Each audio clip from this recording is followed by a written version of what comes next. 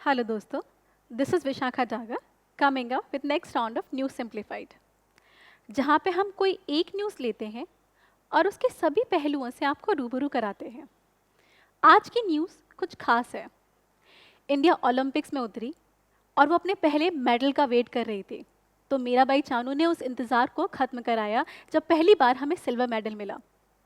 उसके बाद इंडिया को मेडल्स मिलते रहे, कहीं सिल्वर कहीं ब्रॉन्ज, पर ओलंपिक्स में जब एक मेडल मिला तो वो गोल्ड मेडल था और उस समय राष्ट्रगान बज रहा था।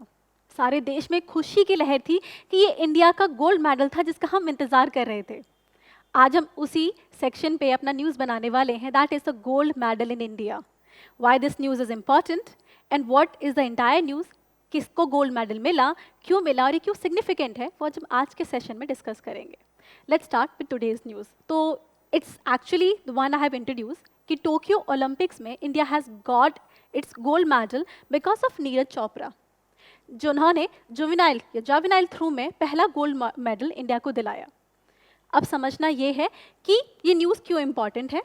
उसको जानने से पहले ये जान लेते कि ओवरऑल इंडिया की ओलंपिक्स में परफॉर्मेंस कैसी रही थी।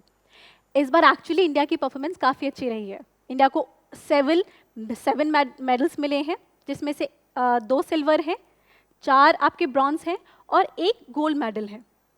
अगर लिस्ट देखी जाए तो सबसे पहले जो मेडल लाने वाली थी वो मीराबाई चानू थी, जिन्होंने हमें एक सिल्वर मेडल दिलाया in the category of weight lifting. फिर पीवी सिंधु, जिन्होंने ब्रॉन्ज मेडल दिलाया इन बैडमिंटन। थर्ड ब्रॉन्ज हमें मिला बॉक्सिंग में by Lovlina Borgohain. Later on wrestling में भी we got the silver medal because of Ravi Kumar Dahiya. फिर हॉकी में Indian hockey team bronze medal लेकर आई थी, जिसे हमने काफ़ी सेलिब्रेट किया था because with consecutive 6 golds and later on और गोल्ड लाने के बाद हॉकी में एक सूखा आ चुका था।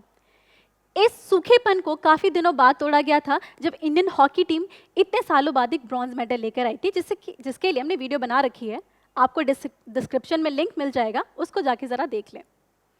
साथ में Bajrang Punia recently bronze medal लेकर आए रेसलिंग में, और जो सबसे शाइनिंग स्ट्रीक है जिसे हम सेलिब्रेट कर रहे हैं वो है नीरज चोपड़ा की विक्ट्री इन द जावेनाइल थ्रो। नाउ लेट्स इस न्यूज़ को जानने के लिए सबसे पहले नीरज चोपड़ा के बारे में जान लेते हैं कि उन्होंने ये जब इनकी जो पूरी स्ट्रगल थी या जर्नी था कैसा रहा था।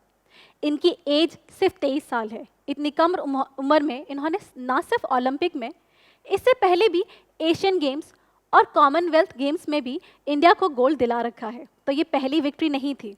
कहते हैं ना, slowly and steadily person wins the game. तो इससे पहले भी नीरज चोपड़ा खेल चुके हैं, ओलंपिक्स में भी खेले थे इससे पहली बार, पर वो नहीं जीते थे। पर उन्होंने अपनी हार नहीं मानी थी। At that time he said कि he'll come back and he'll win the medal। तो अपनी काबिलियत पे इन्हें पहले से ही भरोसा था, और इस काबिलियत को इस बार दुनिया के सामने वाले ये इंसान थे, जिसकी वजह से ना सिर्फ ये, इनका परिवार, बल्कि इंडिया भी प्राउड है। Now let's understand gold for India. अब तक इंडिया की गोल्ड के लिए परफॉर्मेंस कैसी रही है। देखा जाए तो ओवरऑल इंडिया ने 10 गोल्ड मेडल हासिल किए हैं, जिसमें से 8 सिर्फ हॉकी को जाते हैं। राइट, हॉकी में इंडिया की इतनी बेहतरीन परफॉर्मेंस थी कि 1928 से लेकर 1958 तक 56 तक इंडिया वाज अनडिफीटेड। इंडिया को कोई हरा नहीं सकता था, और इसकी जो कैप्टनशिप थी वो ध्यानचंद के पास थी। रिसेंटली अभी उनको खेल रत्न अवार्ड उनके नाम पे कर दिया गया है, जिसकी वीडियो मैंने बनाई है, वो आपको डिस्क्रिप्शन में लिंक मिल जाएगा। ध्यानचंद की काफ़ी काबिलियत और बाकी इंडिया की परफॉर्मेंस की वजह से गोल्ड इंडिया के पास होता था। इसीलिए हमारे सालों गुजर गए, बट गोल्ड हमेशा आता रहता था। पर उसके बाद हमने सिर्फ 1980 और 2008 में गोल्ड मिला, दैट इज़ अभिनव बिंद्रा, जिन्होंने शार्प शूटिंग में इंडिया को गोल्ड दिलाया था। इसके बाद फिर कभी हम गोल्ड नहीं हासिल कर पाए अनटिल 2020, जब नीरज चोपड़ा ने उस पूरी जो हमारी कॉन्टिन्यूटी को ब्रेक करके इंडिया में वापस गोल्ड लेकर आए। अब जरा आगे न्यूज़ में जानते हैं, दैट इज इस न्यूज़ की ओवरऑल सिग्निफिकेंस क्या है।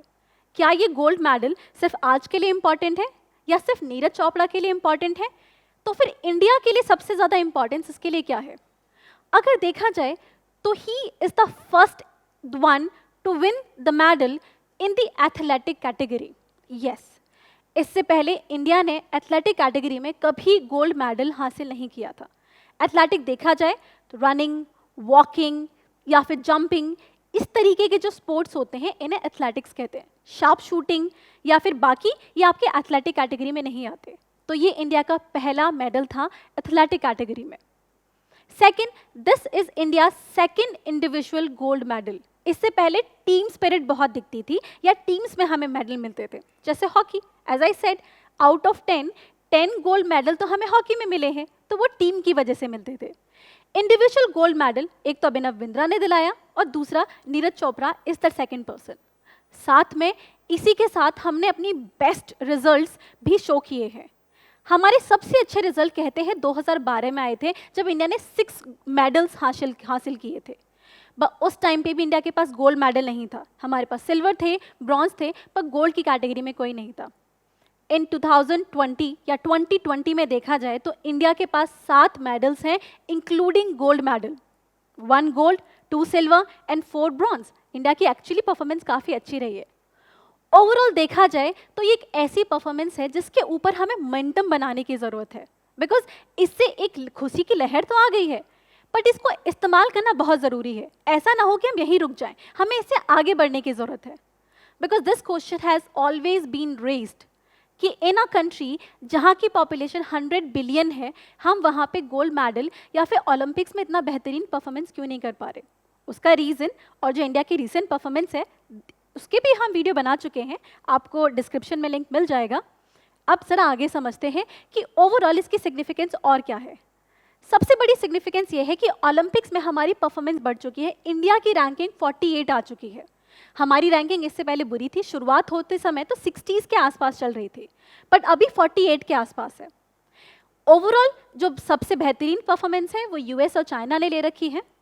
और अगर हम सॉफ्ट पावर बनना चाहते हैं, अगर हम अपने आप को ग्लोबल लीडर शो करना चाहते हैं, then it's not just politics, it's not just economy, sports equally important है। एक इंडिविजुअल के हेल्दी माइंड और हेल्दी बॉडी के लिए स्पोर्ट्स बहुत इंपॉर्टेंट है। और ओलंपिक्स में हमारी परफॉर्मेंस हमारी कंट्री को एक पर्टिकुलर मॉरल लेसन पहुंचा सकती है कि sports is also very important. वो डायलॉग था ना, पढ़ोगे लिखोगे तो बनोगे नवाब और खेलोगे कूदोगे तो बनोगे गवार। इस तरह की धारणा को तोड़ने की ज़रूरत है। And that's why this entire victory and this news is significant. Now that is for all. अगर आपको न्यूज़ समझ में आई तो हमें लाइक करें, सब्सक्राइब करें एंड कनेक्ट करें, because we are present on various social media platform just to help you. Thank you so much.